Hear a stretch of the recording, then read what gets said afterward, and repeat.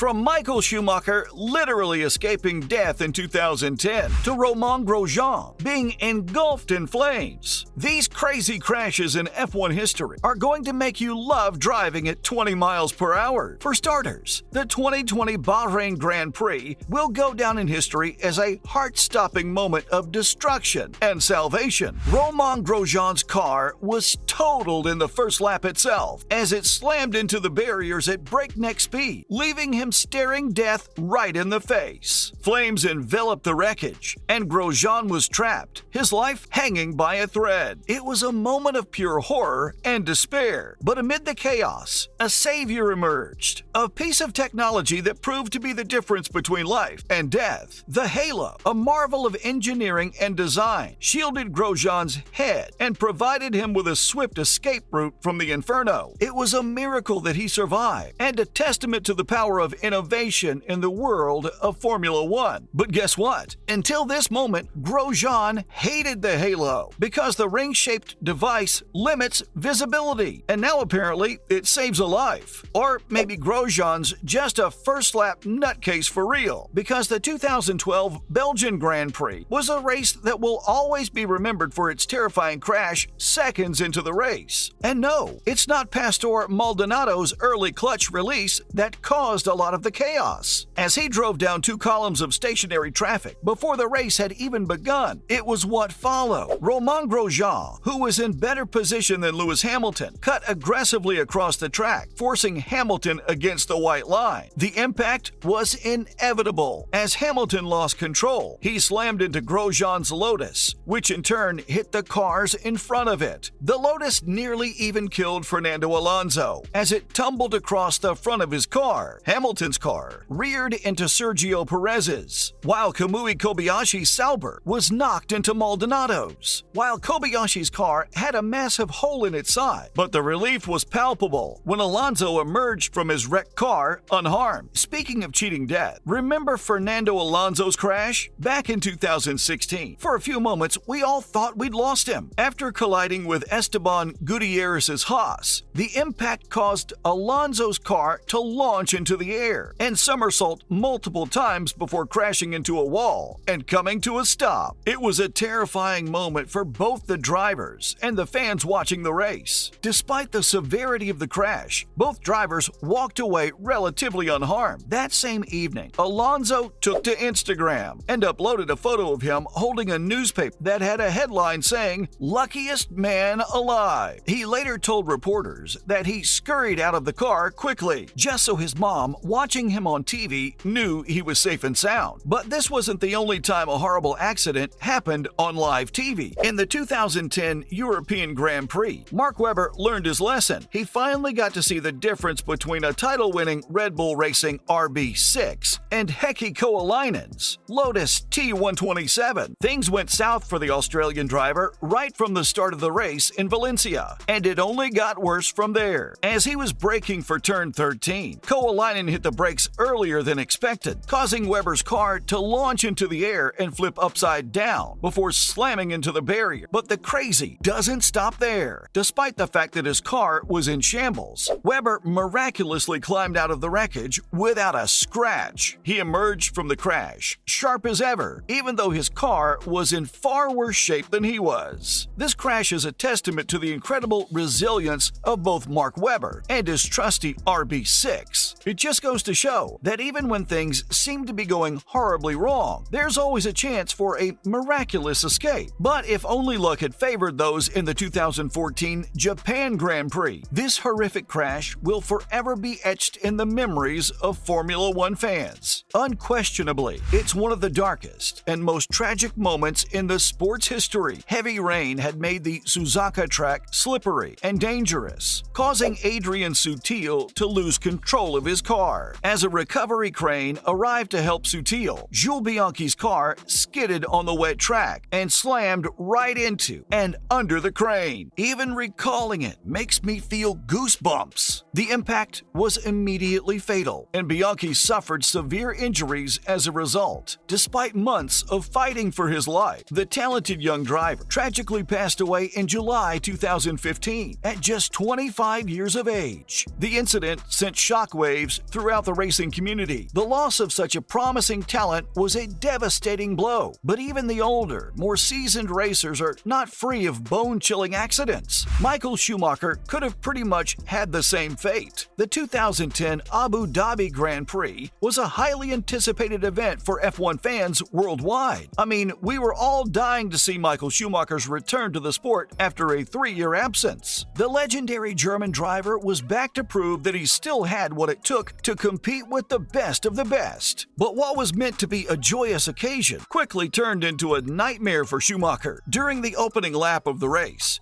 Antonio Liuzzi collided with Schumacher's car, causing a frightening crash that left everyone watching in shock. The impact was so severe that it nearly took off Schumacher's head, which would have been catastrophic. Miraculously, Schumacher survived the crash with his life intact. Of course, he was shaken up and had to be taken to the medical center for evaluation. But my goodness, these accidents are a stark reminder of what immense risks that come with Formula One racing. Despite the safety measures that could have been put in place, it couldn't save David Ferrer. The 2017 FIA Masters Historic Formula One Championship in the Netherlands was an event that will go down in history for all the wrong reasons. 61-year-old French driver David Ferrer careened and crashed his March 701. The crash was so severe that Ferrer needed to be resuscitated at the scene and was airlifted to a specialist trauma hospital in Amsterdam. Despite their best efforts, Ferrer's injuries were fatal. Even though Ferrer's victories weren't many, his sudden and painful demise caught everyone off guard. The Briton Paul Tattersall, who was behind Ferrer in an Ensign N179, was also involved in the chaos. He had to make a split-second decision to avoid hitting the wreckage, and thankfully made the right call. According to FIA technical scrutineer John Gentry, the crash was one of the biggest accidents he had seen in his long F1 career. The marshals and medics were praised for their exemplary work in promptly resuscitating and extracting David, but his fate was sealed. Out of respect, the race did not go forward, and one more race comes to mind which should have ended when they had the chance. The Tuscan Grand Prix was already off to a disastrous start, with a 6-car accident that brought out the safety car. But the real shocker came during the safety car restart on lap 7, when chaos erupted at the back of the pack. Bottas, who was placed as the leader of the pack, had to stay at least 10 car lengths behind the safety car, and was just a tad bit slow to maintain the distance. Except the cars behind him were accelerating at full throttle, resulting in a massive pileup. Kevin Magnussen, Carlos Sainz, Nicholas Latifi, and Antonio Giovinazzi all rammed into one another. Giovinazzi's car was smashed in between two others, giving him a terrifying two-wheel experience he'll never forget. And the result? A sea of debris, folks, and a red flag to clean up the mess on the pit straight. Only 13 cars remained in the race, leaving spectators and drivers alike shaken to the core. Turns out the racers were all instructed prior to the race about strict rules when following a safety car. But something tells us no one really paid attention, and when all hell broke loose, each car was anticipating how to overtake their opponents. It was a safety car restart that nobody could have predicted. And that's all I know about the craziest crashes in F1 history.